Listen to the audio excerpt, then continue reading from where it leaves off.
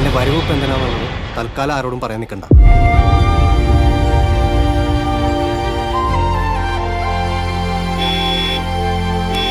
പെൺപിള്ളേരെ കാണുമ്പോഴുള്ള ചൊറിച്ചിൽ നിർത്തി കബഡികളിൽ ജയിക്കാൻ നോക്കണം. ഇത്തവണ കബഡിക്ക് ആ ഗോവിയും ടീമും പുറത്തുനിന്ന് ആളിറക്കണ്ടെന്നൊക്കെ. ധാരക ഫിനാൻസ് കേസ് ഓർമ്മയില്ല?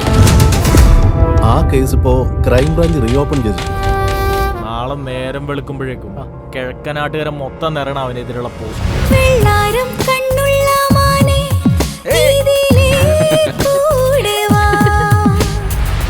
നീണ്ട കാത്തിരിപ്പുകൾക്കും ശക്തമായ സമരങ്ങൾക്കും ഒടുവിൽ കൊല്ലാനിപ്പറമ്പിലെ കുടിവെള്ള പ്രശ്നത്തിന് സർക്കാർ തലത്തിൽ ഇടപെടലുണ്ടായിരുന്നു.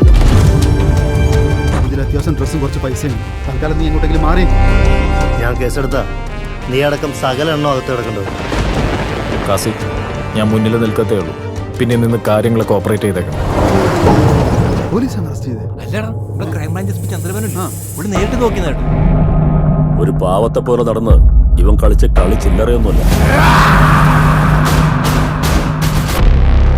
ഒരു ബിഗ് സീറോയിൽ നിന്നും ഇവനുണ്ടായ വളർച്ചയ്ക്ക് പിന്നിൽ വലിയ പ്ലാനിംഗ് ഉണ്ട്.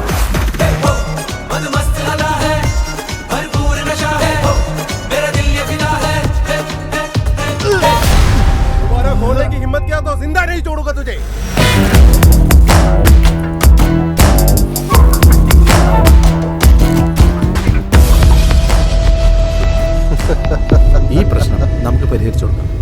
ഈ പ്രൊജക്റ്റ് വഴി ഞാനൊരു റൂട്ട് കണ്ടു. ചില സത്യങ്ങളിലേക്കുള്ള ഷോർട്ട്. അപ്പനെ കൊന്നവനെ കൊന്ന് അയാളുടെ ഫോട്ടോ അപ്പന്റെ കല്ലറ ഉണ്ടാക്കി അടക്കം ചെയ്ത് രസിക്കുന്ന സൈക്കോ ആയ മകൻ.